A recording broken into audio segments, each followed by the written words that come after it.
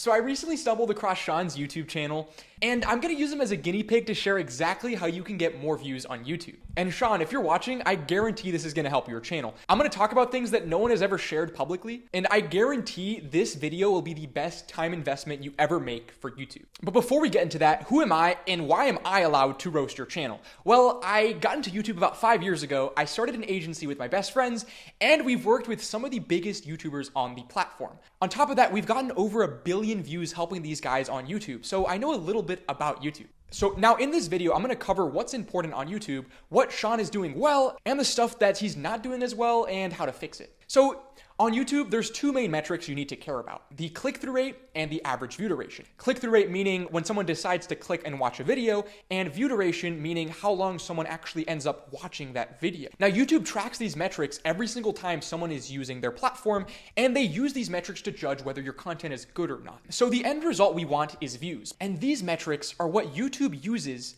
to decide whether a video gets views or not.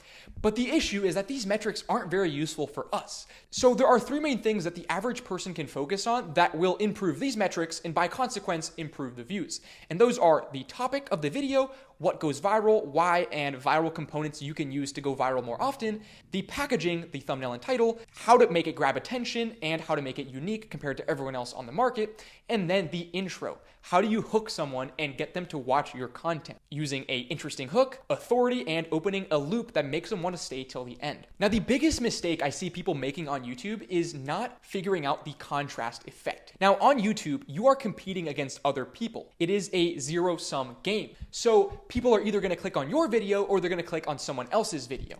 And if your content doesn't stand out, there's no reason for people to click on your video versus all the other videos in the marketplace. Now, what you want to do is you want to make your video stand out. But how do you do that? Well, there's a couple things that you can do that really makes your content stand out. And one is the packaging, what actually grabs people's attention and gets them to click on the video. Now, you can see this done really well here. Around 2 years ago in the business and entrepreneurial space on YouTube, everyone was making semi-optimized thumbnails. I mean, you can see the thumbnails. The trend was kind of made by Iman, and because of that, everyone was following the same style of content. And then a guy named Charlie Morgan came in and he decided, screw that, I'm gonna just go complete raw screenshots and not go for any of the optimization stuff everyone talks about, and that made him stick out like crazy. And so that's one way of getting more views, figuring out how do I position my thumbnail and title so that it stands out the most from everyone around me. On top of that, you have content positioning. So 2 years ago in the business space, everyone was doing vlogs, day in the lives, but no one was being honest about it. It was over-optimized documentaries.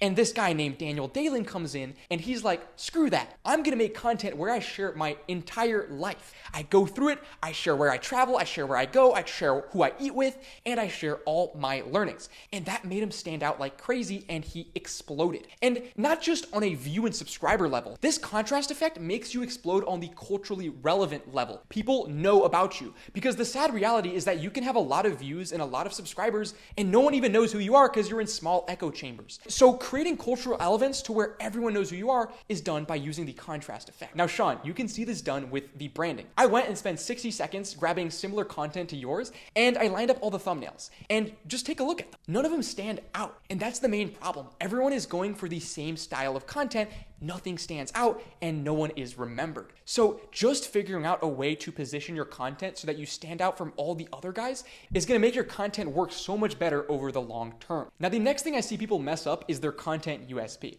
Now, Sean is actually a really interesting dude. I mean, he's got so many interesting things going for him. And I wrote down a couple of these that I think are really interesting and stand out compared to everyone else making content in the space. He's done 100 million in rev. He has an insane lifestyle that 99% of people don't have. And he has insane connections that, again, 99% of people do not have. Even people that are creating content in this space similar to him. So this is the sort of advantages he needs to be using in his content to make him stand out compared to everyone else making similar content to him. And this is the one step that I see a lot of people mess up. They look at what everyone else is doing and they just follow along in that trend. They line up and they just follow the same path. But you don't stand out by following the same path. And you don't stand out by leaving the core aspects of your brand that make you you. This, I think, sums it up pretty perfectly. Right now in the content space, everyone is starting to see a shift from the public you to the private you. Content is going from optimized, scripted, perfect, and not human to personality, authentic, showing actual mistakes, showing you are human.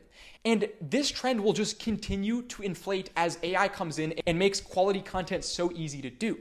So, Sean, how do you specifically stand out from everyone else? Well, I spent another 60 seconds scrolling through your website, and there's so many things that you can use that should just make you stand out like crazy. Like right here, you have global offices. Instead of sitting in front of a desk like everyone else with perfect LED lighting behind you, why don't you record your videos in the office you're at in your given time schedule? If you're flying to Dubai, make the video in Dubai in your office. Have a view of all the employees working. Show the lifestyle. Show the business.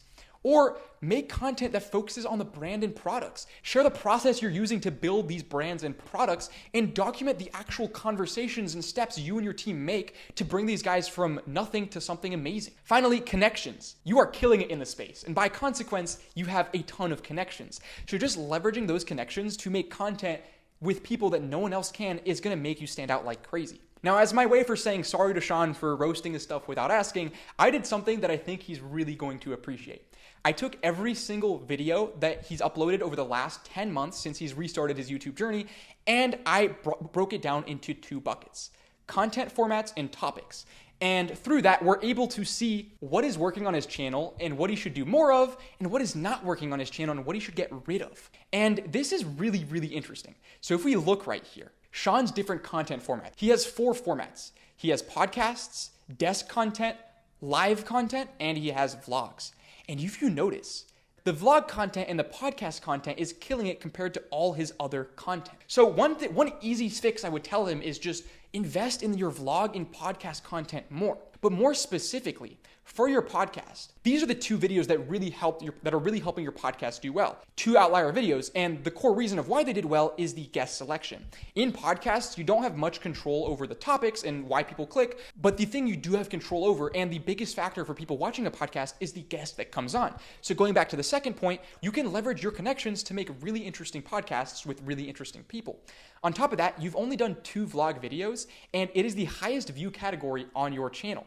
Just doing vlog content increases your average video views by 30%. It's a no-brainer, especially when the style of content that is crushing it right now is documenting and sharing the authentic lifestyle. If we go into that, but make it different because we share the 100 million rev experience and your lifestyle of building this massive brand, you stand out from everyone else who isn't at that point in their business. And on top of that, sharing actual authentic day-to-day experiences is what's going to build the most trust with your viewers. Now, the second bucket that I think is a bit more useful that you're really, really going to like is the topics bucket.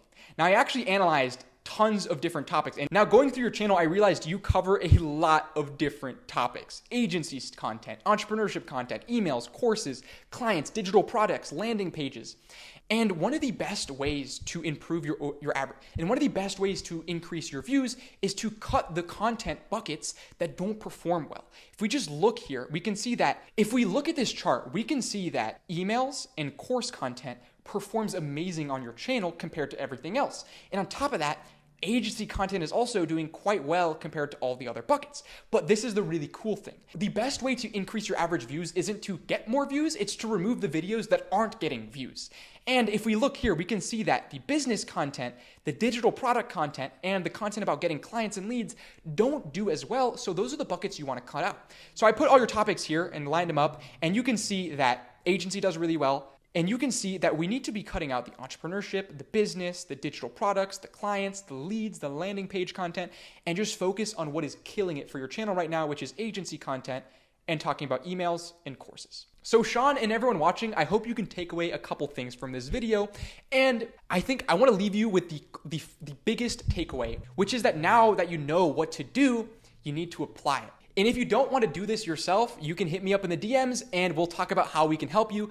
And if you already have a team, just send this video to them and watch your content go crazy. Peace.